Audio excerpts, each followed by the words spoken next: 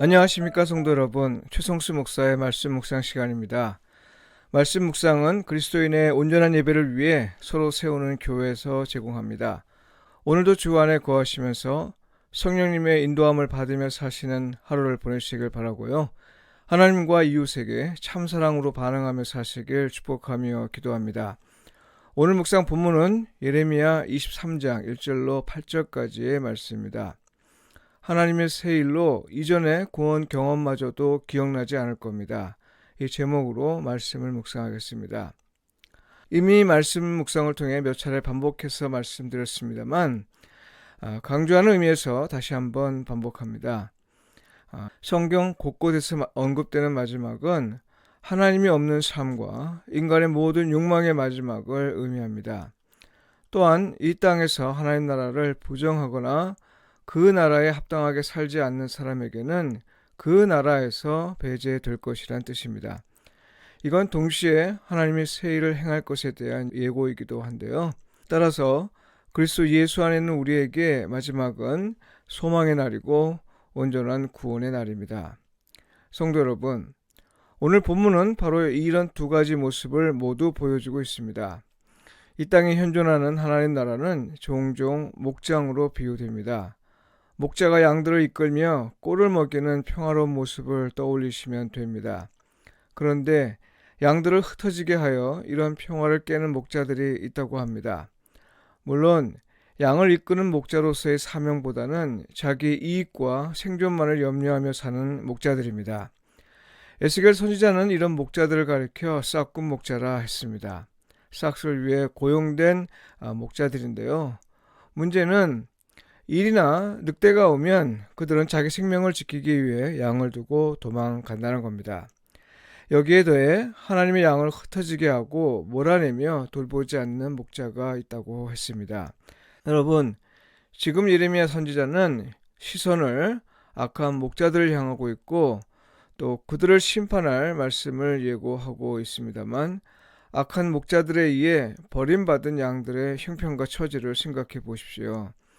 사나운 야수 앞에서 아무 저항도 할 줄 모르고 다만 어찌할 줄 몰라 서로 뭉쳐있어 울기만 하는 그런 양들의 모습을 떠올려 보십시오. 얼마나 위험한 상황이고 또 얼마나 안타깝습니까? 생각만 해도 가슴이 찢어질 듯 아픕니다. 교회에서 제대로 된 양육과 돌봄을 받지 못하는 교인이 꼭 이런 모습입니다. 세상 가운데서 지내면서도 하나님 나라의 백성으로서 살아갈 수 있도록 돌보며 인도하기보다는 자기 행복에만 관심을 기울이고 자기 생존과 이익과 자기 이름을 알리는 데에만 관심을 기울이는 싹군 목자들이 얼마나 많은지 모릅니다. 그러나 여러분, 하나님은 이런 양들을 위해 약속을 주십니다. 첫째, 다윗의 가손 가운데 한 의로운 가지를 일으킬 것이라 했습니다. 사실 이 말은 이미 오래전에 주신 약속하신 대로 그대로 행하시겠다는 건데요. 우리는 이것이 예수 그리스도를 통해 이루어졌음을 믿습니다. 둘째, 다윗의 자손을 왕으로 세워 세상을 지혜롭게 다스리며 세상에서 정의와 공의를 행할 것이라 했습니다. 이 말은 이 땅에서 하나님 나라를 온전케 하시겠다는 겁니다. 다시 오실 예수 그리스도를 통해서 온전히 성취할 걸 믿습니다. 그리고 셋째, 그날에 유다는 구원을 받겠고 이스라엘은 평안히 살 것이라 했는데요. 이 말은 하나님의 백성은 온전한 구원을 얻고 또 평안히 살게 될 것이라는 말입니다. 여러분, 이 세 가지는 무엇을 의미하나요? 비록 세상의 목자에 의해 버림을 받았으나 하나님은 당신의 양들을 직접 돌보시고 다스리겠다는 말이죠.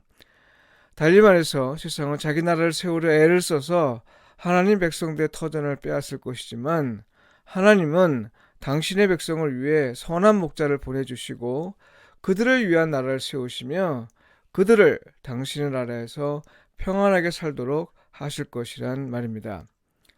하나님이 왜 이런 일을 하시겠습니까? 목자에 의해 버림을 받은 양들을 불쌍히 여기시기 때문이죠. 설령 그 양들이 각기 제 길을 갔다 해도 그런 못된 양들이라도 하나님은 사랑하시기 때문입니다. 그리고 하나님이 약속하신 것을 이루시기 위함입니다. 이 일이 얼마나 놀랍고 새로운 일인지 예레미야는 여호와의 말씀을 이렇게 전합니다. 7절과 8절의 말씀인데요. 그러므로 여호와의 말씀이니라 보라 날이 이르리니 그들이 다시는 이스라엘 자손을 애굽 땅에서 인도하여 내신 여호와의 사심으로 맹세하지 아니하고 이스라엘 집 자손을 북쪽 땅 그 모든 쫓겨났던 나라에서 인도하여 내신 여호와의 사심으로 맹세할 것이며 그들이 자기 땅에 살리라 하시니라. 무슨 말이에요? 오늘 본문 말씀에 대한 제목에서도 말씀드렸지만요.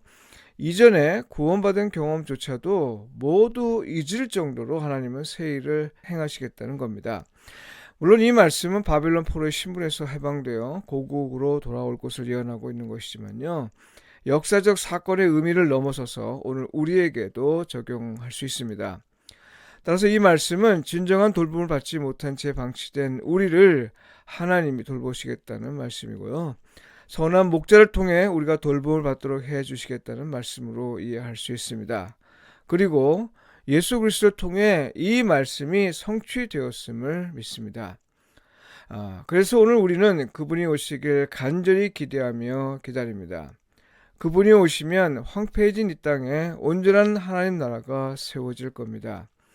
버려진 양들은 하나님 나라로 인도함을 받을 겁니다.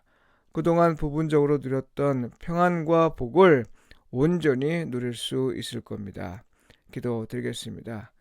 우리의 참 목자 되신 하나님, 우리는 당신의 양입니다. 우리를 이끄시어 꼴을 먹여주시고 우리를 돌봐주시어 온갖 야수로부터 보호받게 하소서.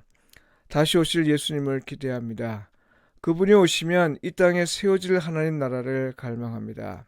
우리가 그때까지 충분히 기다릴 수 있도록 서로 사랑하고 서로 도우며 서로 세우는 삶을 살게 하소서.